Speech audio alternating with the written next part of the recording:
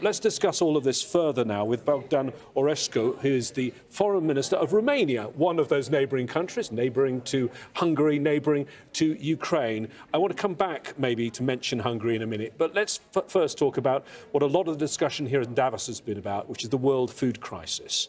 And particularly that grain that is stuck in Ukraine at a time when more grain is about to be harvested. I think it's 20 million tons of grain. How do you get that grain out? Well, I think this is one of the effects, multidimensional effects of the Russian war on Ukraine, and the food crisis, which is stimulated by this war because of the blockade in front of the Odessa port, mainly, but also because of the fact that a lot of population was displaced in Ukraine, so the agricultural season was disturbed. This is creating a lot of trouble, not only for the neighboring countries, but also for many other countries which are in need of this grain. And Romania, as a neighboring country, is trying to help Ukraine to sell its grain through Romania.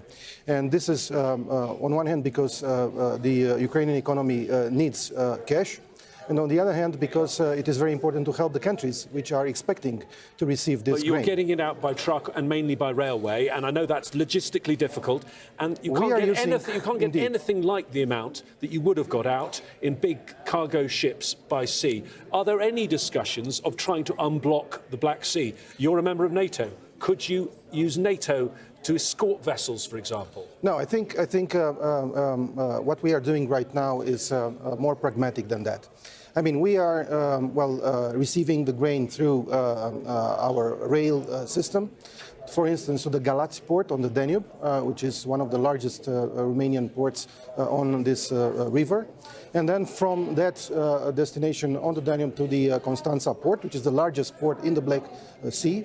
And I can inform you that already in the past weeks, more than 240,000 tons of Ukrainian grain have left the Constanța port towards other destinations through the Black Sea Straits.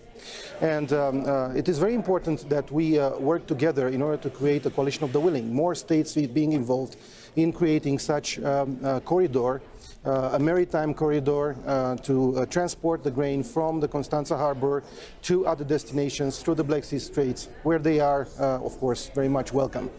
And from that perspective, last week, during the debates in New York, the ministerial one, which was hosted by Secretary Blinken, and the debate in the Security Council on the relationship between conflict and food security, I have made these proposals. I think it's also very important to take care of the floating mines in the Black Sea and to ensure the protection of the vessels which are transporting the grain.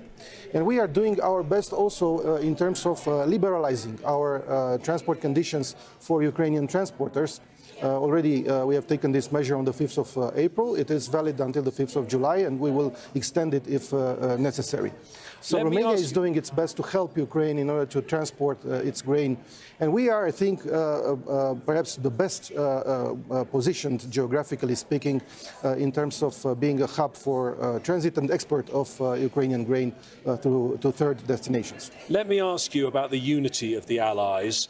And two things, NATO and the EU. First, the EU, because you heard me mentioning Hungary a moment ago. That sixth sanctions package, blocked at the moment. There's a meeting of European leaders at the beginning of next week, a summit meeting.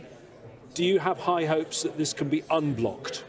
What I can tell you is that Romania supports the package, and we want to see the package adopted as soon as possible, including with the ban on oil.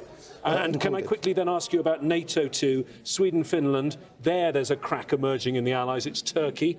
Is Turkey being difficult here, or does it have legitimate concerns? Well, let's wait for the result of the negotiations which are going to take place these days, because delegations from both Sweden and Finland are meeting in Turkey, the Turkish side. And my hope is that this matter would be solved, because we need both countries in the alliance. There would be a great acquisition in terms of enhancing the security of the alliance as a whole. And I think their place belongs in the alliance.